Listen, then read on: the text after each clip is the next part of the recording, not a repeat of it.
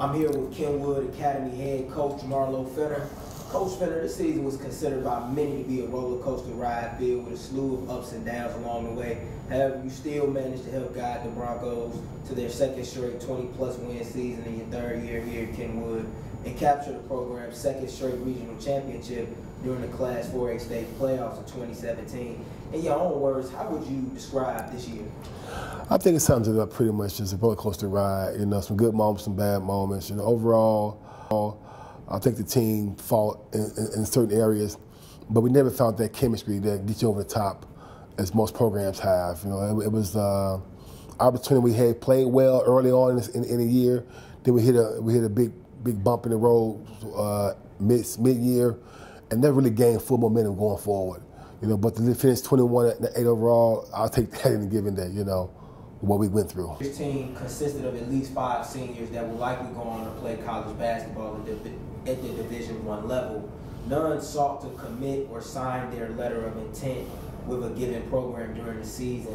Did that prove to be a tough juggling act for you to deal with throughout the year, with the majority of top-level prospects across the area having already gotten that out of the way? It was. It was really difficult because the parents were involved. You know, while my son hasn't committed, who recruited my son, and most seniors, you know, when they feel pressing, they're going to do things outside of the norm on the court. So it really was a tough juggling act for me, to be honest to you, with these 5-6 seniors. Hello, I'm here with Kenwood Academy Assistant Athletic Director, Mr. Charles Tabb. How you doing today? I'm great, and yourself? Good. Mr. Tabb, this season was considered by most to be a roller coaster year filled with a lot of ups, a lot of downs. The team was once ranked number 2 in the state, and the Sun-Times fell out the Super 25 and then bounced back in. How would you describe this season? An up and down roller coaster ride, but for the most part, I think it was a productive year. Of course, it didn't go as well as we wanted to, we planned, but when you look at from where Kenwood was at compared to where they are now, I think they're going in the right direction. It was a success. Whenever you take a team of guys who never played before and you can win 20 games, it's a success. I can say if it was our first year, but we brought in maybe 3 guys. I think maybe only 2 returning starters that really played last year. And, you know, we had a starter that come from off the bench, but he was kind of nicked with injuries and stuff throughout the season. So we didn't really have him when we really needed him, but everyone else is fairly new to play on varsity level with us. And like I said, winning 20 games with a team like that, especially in a tough conference, the type of schedule, I mean, we had the 3rd toughest schedule in the state of Illinois. And whenever you can win 20 games like that, bro, that's a success in its own. Part of the struggle on the season was because, you know, when you do have 5 seniors trying to still, you know, find a school that best fits for them and still always looking over their shoulders, and parents are always worried about, man, are you going to get the scholarship money? That's always an issue, you know, when dealing with high school basketball. Players such as congratulations on coming months. Can you discuss just how much those guys will be missed here? The program seeks to adjust to life without them here, Kenwood? Missing Bryce's leadership as a point guard is going to be huge because we never had that before actually here at Kenwood. You know, we had talented point guards, but Bryce actually knew the game a little bit more than our point guards in the past. His experience and leadership will be missed very much so, but I think our core guards that we bring back from sophomores to junior year, they know the game a lot. We should do well. Manny is a different case, 6'8" strong powerhouse guy who could just rebound the heck out the ball. Any school would miss that, and we know we're on a search now to try to find someone who can fill his shoes immediately.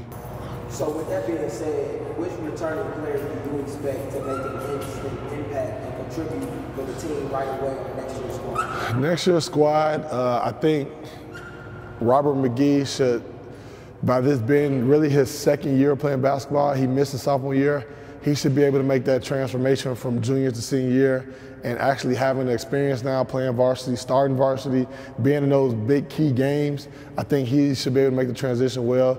Look for Antonio Reeves to break out. You know, a lot of the games where a lot of people probably didn't see us as much, Antonio led us in scoring, And now that he's been thrown into the fire now as a sophomore, his experience being on the court is going to be huge for us.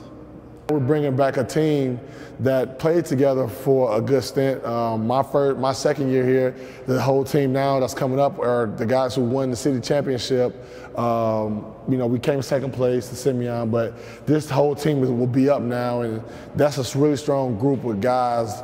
So we don't have a lot of weaknesses with that team. I think this spring you're going to hear a lot about us and their chemistry that they have.